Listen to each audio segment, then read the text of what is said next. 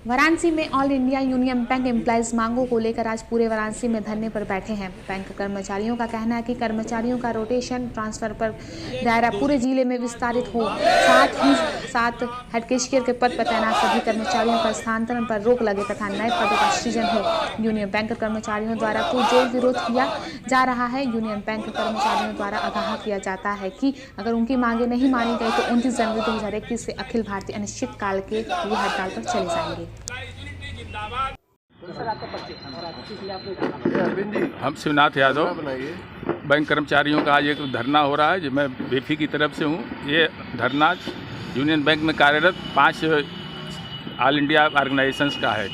यहाँ पर all India union bank employees federation और all India union staff federation संयुक्त रूप से धरने पर मौजूद हैं। और हमारी मांग जो है, चूँकि यूनियन बैंक में 2 और बैंक आए हैं, कॉरपोरेशन बैंक और आंध्रा बैंक, जिसका अमलगमेशन हुआ है, विलीनीकरण। तो उसमें जो सुविधाएं सर्वोच्च मिलनी चाहिए वो हर लोगों को समान रूप से नहीं मिल रही हैं। अधिकारियों को पेट्रोल का खर्चा ज़्यादा पिछले डेट से मिल रहा है, वही सुविधा क्लर्क को, चपरासी साथी को नहीं मिल रहा है।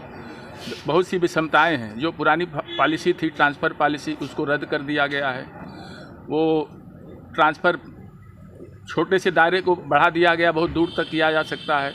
अपॉइंटमेंट और प्रमोशन रोक दिया गया है।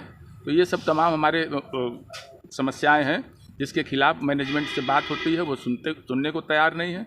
और एक दूसरी यूनियन से साइन करवा कर हम लोगों के कर्मचारियों के खिलाफ समझौता करते हैं, जिसका हम लोग विरोध कर रहे हैं। और यहाँ हमारे और भी नेतागण हैं, वो विस्तार से आपको बताएंगे। सर, आपका परिचय और आप किस लिए धरना बैठे हैं, क्या मांगी है आपकी? मैं Abhishek Singh, all India union bank employees federation Banaras unit का प्रेसिडेंट हूँ।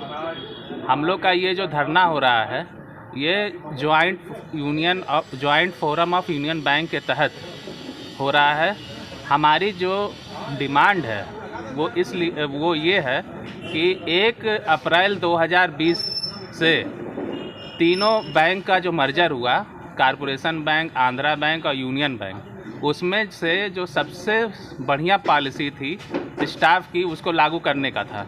लेकिन ये हमारे बैंक की मेजॉरिटी यूनियन AIBA और मैनेजमेंट द्वारा एक खेल खेला गया। इस खेल के तहत इसके बेनिफिट को 1 अप्रैल 2020 से ना दे करके 1 जनवरी 2021 से लागू हुआ, जिससे कि हमारे एक स्टाफ को 9 से 10 हज़ार रुपये का फाइनेंशियल नुकसान हुआ।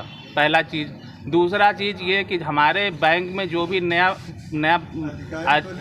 नया लिपिकीय भर्ती होता है, वो अपने घर पे जाने के लिए, अपने यहाँ जाने के लिए जो है ट्रांसफ़र रिक्वेस्ट लगाता है, जिसको कि 1 साल के लिए बैन कर दिया गया।